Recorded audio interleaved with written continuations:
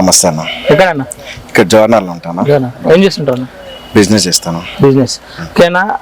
ఇప్పుడు ఈ ఏరియాలో డంపింగ్ యార్డ్ అని చెప్పేసి గతంలో చాలా చర్చగా మారిపోయింది కదా, దానిపైన గతంలో రేవంత్ రెడ్డి ఇట్లా మాట్లాడినట్టు ఆ సమస్య సాల్వ్ అయిందనా?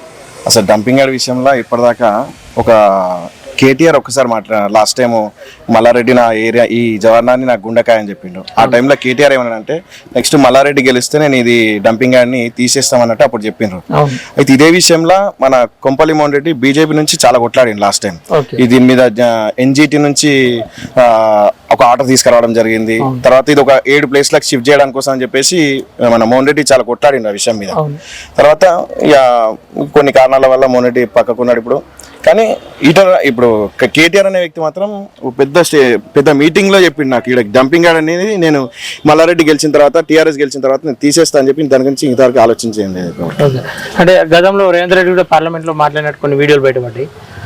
పార్లమెంట్ లో అయితే నేనైతే చూడలేదు ఆ విషయం మీద. అయితే వాస్తవానికి ఇంకో విషయం ఏంటంటే రేవంత్ రెడ్డి గెలిచిన 5 సంవత్సరాల్లో జవహర్లాల్ని కానీ అండ్ పార్లమెంట్ లో కూడా ఎప్పుడొచ్చి ఆయన ఈ సమస్యల మీద కొట్లాడింది లేదు, చూసింది లేదు, ఇక్కడ రూపాయి కూడా తీసుకొచ్చింది ఏం లేదు. ఈ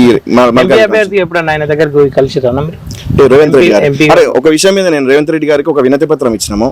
ఇది ఒక రోడ్డు విషయంలో ఇస్తే దాన్ని కూడా ఏం పెద్ద యాక్షన్ తీసుకొని కలిసినాం మనం. దానిని ఇంటికి వెళ్ళి మరీ కలిసి ఒక వినతి పత్రం ఇస్తే దాని మీద ఏం యాక్షన్ తీసుకునే లాస్ట్ టైం మళ్ళీ ఒక ఎమ్మెల్యే గారిని కలిసి ఆ విధం మీద మాట్లాడితే రోడ్ వేయడం జరిగింది. రేవంత్ రెడ్డి అడిగితే ఈ పని అయితే ఏం చేయలేదు.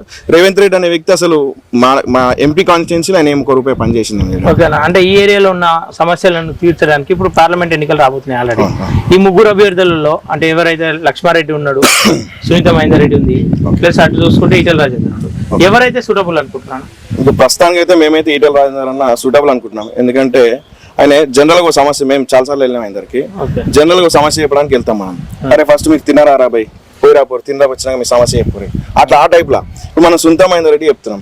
సునీత మహేందర్ రెడ్డి మేము అనుకునే విధంగా లోకల్ వ్యక్తి అయితే కాదు మాకు.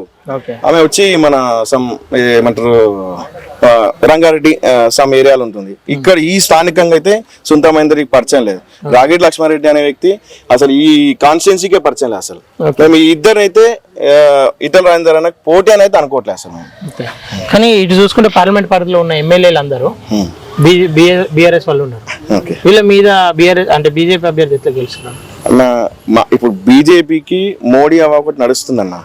అందులో ఈ కాన్స్టిట్యున్సీకి ఈటెల రాజేందర్ వ్యక్తం వల్ల ఇంకా బెనిఫిట్ అయిపోయింది. ఇంకా వన్ సైడ్ అనుకోండి, వార్ వన్ సైడ్ అయిపోతుంది మొత్తం. ఇక వీళ్ళిద్దరు క్యాండిడేట్లు పోటీ కాదు వాళ్ళు అసలు. నాకు తెలిసి క్యాండిడేట్ మేమైతే కౌంట్లేసి అనుకుంటున్నాం, వాళ్ళని పెద్దగా తీసుకోవట్లేదు. అట్లా అంటే డైరెక్ట్ విజయం 100% విజయమే.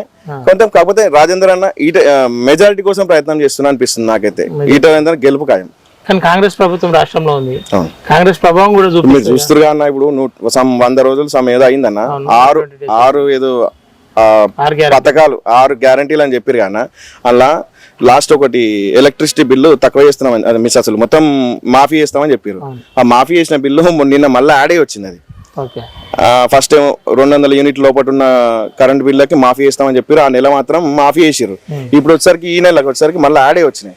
ఇక బస్సులు అయితే తెలుసా, బస్సుల వల్ల ఏం ఉపయోగం జరుగుతుందాడా, అది కొట్టుకోవడం జరుగుతుందాడా, మహిళలకి అందులో అలా పోయేటోళ్ళు కూడా అంతా ఏదో పని పాట లేకుండా తిరిగినట్టు అయిపోతుంది ఆడ. ఇక్కడ నార్మల్ గా ఇప్పుడు నేను జాబ్ కోవాలి, నా పరిస్థితి పోవడానికే వీలు లేకుండా అయిపోయింది ఆ బస్సులో పెట్టడం వల్ల.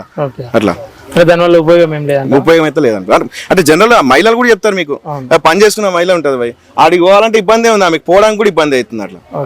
అట్లా పార్లమెంట్ ఎన్నికల్లో విజయం రాజేందర్ అన్న బీజేపీ అనుకుంటున్నాం మేమైతే. బీజేపీ. ఓకే అన్న, థాంక్యూ.